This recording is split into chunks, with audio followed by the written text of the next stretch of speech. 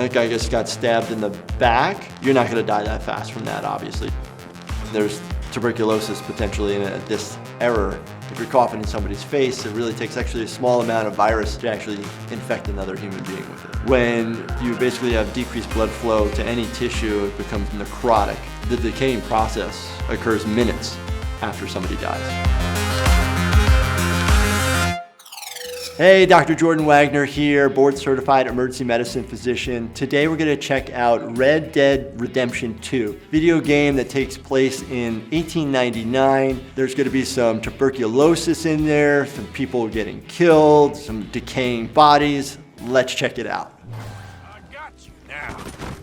All right, well, this video game is taking place in the late 1800s, right? So there were vaccines that were already made at that point. Kind of smallpox was one of them. There are some medicines like aspirin was found, as well as cocaine, an anesthetic, but that's pretty much about it. And now this guy's punching the other person, blood flying everywhere. They didn't know at this point in history about communicable disease of like how it's transmitted, that sort of thing. They pretty much would just do bloodletting as treatment for everything because they just didn't have anything. So if they just got rid of somebody's blood, then somehow they got better, or reduced fevers because they just didn't have any way to respond, so to speak. A lot of this video game, there's tuberculosis potentially in this error, and the guy's coughing in his face, and what we'll talk about is that tuberculosis or TB is airborne, and so you can get your droplets, but it's an airborne disease. So if you're coughing in somebody's face, it really takes actually a small amount of virus to actually infect another human being with it.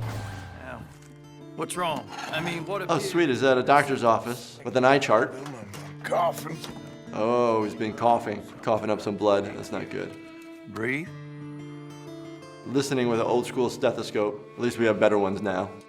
He looks kind of in bad shape. He's sweating a lot. Probably got a fever. I don't know if they had tongue depressors like that back then, but he's looking at the back of his throat, make sure he doesn't have any pus or redness in the back of the throat. To diagnose tuberculosis, basically it's clinically or like symptomatic. So if somebody has a fever, night sweats, basically sweating in the middle of the night, dry cough, and then also weight loss. Typically symptoms actually take a long time to come out because the virus has to replicate more. Sometimes we can do chest x-rays, later phase, and see. Obviously back in this time they don't have chest x-rays. Back then, if this guy got tuberculosis and it's active, there's a high mortality rate because there's not much treatment. So I'm not sure what he's injecting with this syringe, but the typical treatment is actually 4 antibiotics. Isoniazid, ethambutol, pyrazinamide, we don't use these very often, and streptomycin, which isn't used as much. So they're not wearing masks, not wearing gloves. These things didn't occur till mid-20th century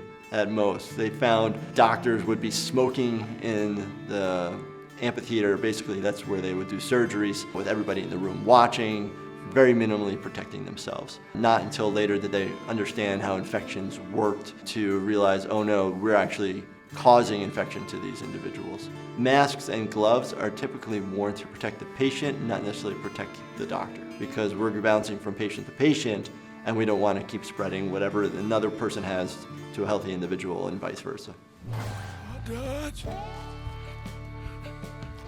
He's right. The guy looks pretty sick, and he's probably spreading his virus everywhere, having this conversation with this guy. You can obviously hear he's having trouble breathing. In the end, I did. Most of the time, about 85%, tuberculosis affects your lungs, but it can manifest anywhere. Your eyes, skin, a lot of different places. So obviously this guy's skin looks a little jacked up, so he has a little bit of what's called cutaneous manifestations of tuberculosis. But you also have to realize active tuberculosis could take a long time to actually kill you, but that gives you a lot of time to spread the virus as well. It's a lung infection, almost like a pneumonia. It forms these complexes in your lungs called Ghosn complexes, and they're these caseating granulomas, basically a ball of encapsulated infection and bacteria that then becomes necrotic and like liquidy on the inside. And so it's kind of eating away your lung tissue and making holes in it. With him, he just had trouble breathing, eventually go down and die from this.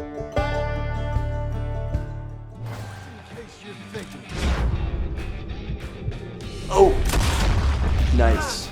Shot to the neck. That's actually pretty realistic. You can get shot in the neck and obviously you're bleeding out. because it probably hit one of the major vessels of the neck. But you're still going, and it's smart for this guy to try to get away. Not exactly sure why he fell to the ground. He's scared, but this is kind of more realistic than a lot of the other video games I've seen, in the sense of it takes a little bit of struggle and uncomfortability, as this guy looked really uncomfortable getting shot and bleeding out. You're too old to be this drunk. Nice. Same with this guy, getting shot in the front of his neck, it looks like, and bleeding out. You got a pool of blood coming out underneath. Well, the interesting thing is, this is our most likely, if you're going to bleed out and die, it's going to be arterial blood, right? So that's bright red blood versus venous blood, blood from your veins, which is actually just a darker red. We're always taught like oxygenated blood in our arteries is red and deoxygenated blood in our veins is blue. In reality, it's just a different tinge of redness. So it takes a little bit for these guys to die after getting a single shot to the neck. And back then, these bullets were just these round bullets, but they cause the same type of damage that our current bullets have. These individuals will take a little bit of time to die after getting shot, and obviously we saw that with these examples. Oh, okay, nice knife attack, sliced up on that right side of his carotid artery and bleeding out. Same with this guy, he's got another slice. At least he knows to kill somebody to hit him in the jugular, right? Hit him in the carotid artery. So for these individuals to die super fast, he's definitely getting the artery. And you can see the big spurt of blood that comes out. Obviously it's gonna spray, and it's gonna continue to spray until the heart actually stops. It's not gonna just spray once and be done. The heart continues to pump until you actually die. So it's gonna be pumping out a pretty good distance too, if it's open versus compressed down. That guy just got stabbed in the back. You're not gonna die that fast from that, obviously. You're gonna cause a pneumothorax or something called a hemothorax, or you can have a pneumohemothorax. Basically, a pneumothorax is when there's air outside the lung that's compressing it down due to a puncture, so the air is leaking out of your lung. Or obviously, hemothorax is when you have blood that's pouring out into that space that is now created because of the injury. And then the combo of the two is called the hemopneumothorax. Old school treatment of tuberculosis at one point was actually to cause a pneumothorax, to collapse the lung that has that disgusting, gross gone complex that I talked about before, to be able to let that lung kind of try to heal itself. Obviously now we don't do that, we have antibiotics that can treat it, but that was one of the ways that they thought might be helpful. And at some point the lung would potentially heal itself and then re-expand. Oh! Okay, shot in the back of the head, shot in the face. So those are two different type of wounds right there, obviously, right? So one straight to the back of the head, small entrance wound, you can have a big exit wound. I've seen a lot of people get a single shot to the head, and if you're a healthy individual, your body's still living, and you're potentially, depending on where you got shot, you could still survive. Sometimes you can die instantaneously, depending on what's hit. Basically, if it's the middle of the brain versus like any side tissue. And then the other individual took a shot below the jaw and up, and I've seen a lot of people survive that as well. It all depends where the bullet ends up, not necessarily the entrance, but where it's traveling to. Same idea, okay, so we got cracked in the head, concussion, skull fracture, facial fractures, and then basically taking 1 to 2 shots in the face. I've seen people where their whole faces are coming apart, but their brains are fine and they're still alive, and after multiple plastic surgeries and control things, they live a normal life with some scarring. Ouch. So close range bullets, obviously you're gonna get burns from the gunpowder going into the person's face as well, but obviously this person doesn't need to worry about that because they're dead. Same idea, this character is shooting up into the face, broken jaws, different muscles, blood vessels underneath, and then there's more bones going up. So you actually have the basal skull basically on the bottom of where your brain is, so that's protecting on the underside too. So there's kind of bones surrounding the whole part of your brain. Oh gosh. Okay, close range of an impaled object right into the guy's face. Again, just like a bullet, it's hitting a track with a bow and an arrow. Basically, you're gonna have a direct path, right? It doesn't bend inside somebody. And this guy's using it as an impaling object. Right to the upper back there, going down into the lungs. This individual, hemopneumothorax, but you also have a lot of blood vessels high up that are protected by your clavicle and your ribs up high, your subclavian artery. So if you get hit those, you can bleed out pretty impressively too on that side. We actually use that blood vessel as one of the big IV central lines if somebody is potentially dying and needs a lot of blood or needs a lot of medications. Oh, man, so these point blank arrow shots right to the face will cause very similar damage as a bullet. The bullet obviously has more velocity typically, so it's going to kind of expand more. The injuries that occur are very similar in the sense of what you're destroying is within that path. So bullets can bounce around versus an arrow going straight through. Getting trauma by the butt end of a rifle. If you have enough force, obviously you can cause internal bleeding in your brain. Those can cause death. It wouldn't happen as fast. If you can snap somebody's neck, same thing. You decrease their ability to breathe or stop their ability to breathe. So again, those are how you kill somebody. More trauma. So they're just using this huge rifle shotgun to just cause a ton of trauma. And it's more likely with this type of object than say your fist, right? Because it's harder and you can potentially have more momentum to be able to cause more injuries. When somebody gets hit on the temple, so you're actually saying the side of the head, there's a blood vessel on the side of your head called your middle meningeal artery. If that ruptures or breaks, it causes what's called an epidural hematoma. And so it's a specific type of bleeding on the side of your head that's a lens and actually can cause you to pass out. And then you wake up, you feel fine. And then hours later, somebody finds you dead. And it's just because you're getting so much pressure onto the brain that it causes herniation. Oh, okay. The stundum and then an injury to the abdomen. And obviously you're gonna blow up the organs. You're gonna kind of rupture through. This looks like a shotgun, so it's gonna kind of spread out. Obviously that close range is not gonna spread out that far, so it's gonna cause more of a massive hole. So it depends on what organ is hit. And you always worry about your big aorta with your blood vessel to cause you to have death this quickly. But you destroy the intestines. Now you've got fecal matter all in the inside of your abdomen, which then will cause infection. And back in the day, there's no antibiotics. You get an infection from E. coli, which is in our intestines, you're gonna die. But you're not gonna die until a couple weeks later. Shotgun to the head, ton of force. That's just messed up hitting that low. Causes explosion just because the amount of force, the amount of pellets, gunpowder, all that stuff.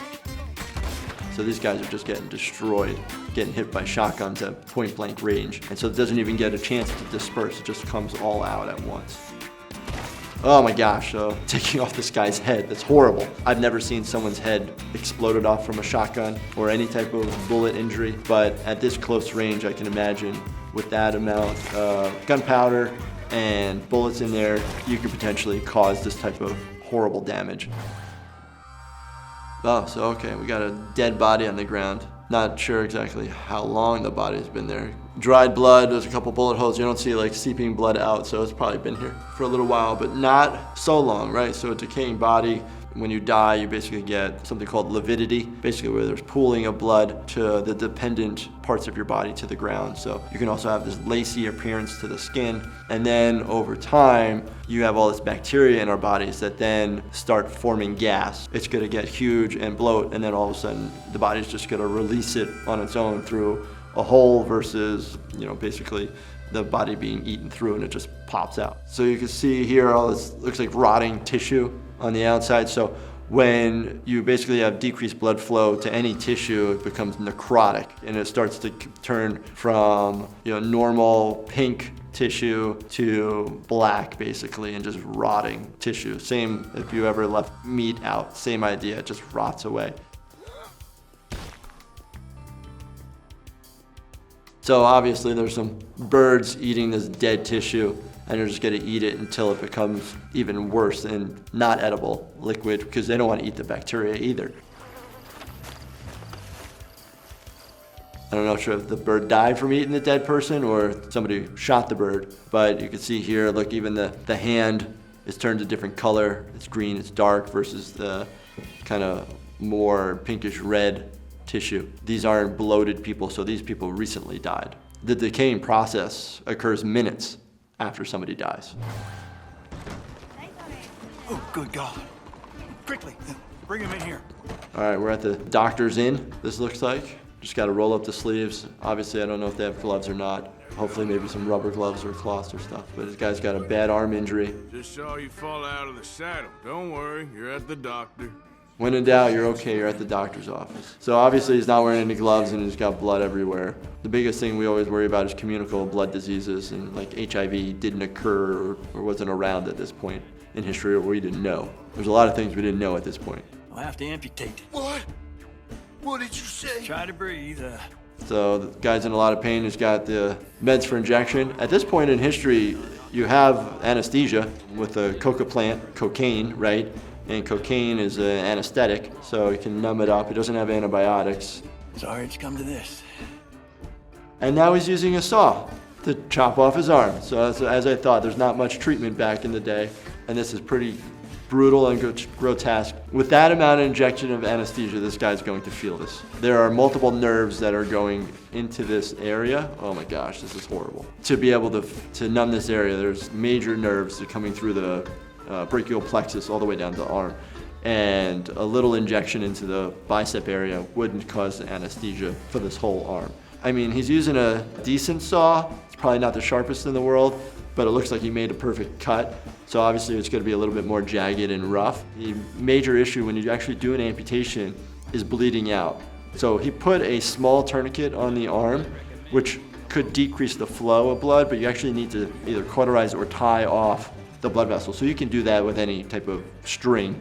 Back then you have a higher risk of infection. In this era, where do you put the severed limb? Trash can is what happened at this office. Some people will probably want to bury it. You don't want to put it in a jar to preserve it. That's kind of weird, but you see it in movies all the time where things are preserved in jars. Nowadays, it actually goes into a biohazard waste container and then taken to kind of be destroyed in the biohazard tissue kind of blood area.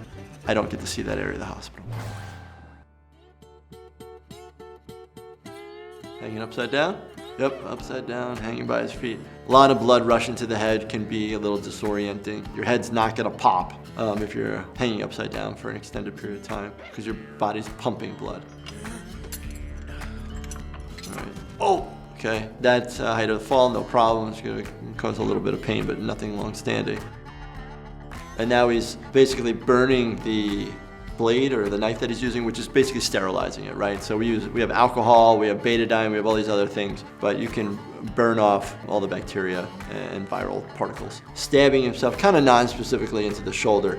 Obviously, I'm not exactly sure what he's trying to fix.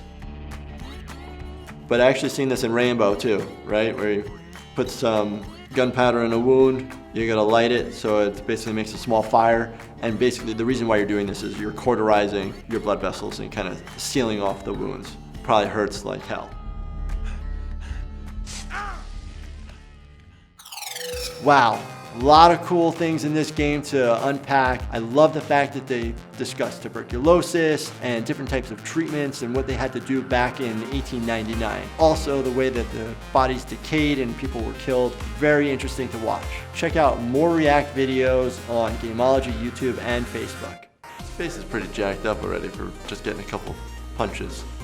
You can have some bruising like that, but you wouldn't necessarily get much. He's got a nice little laceration to his nose. Trying to make out of nothing.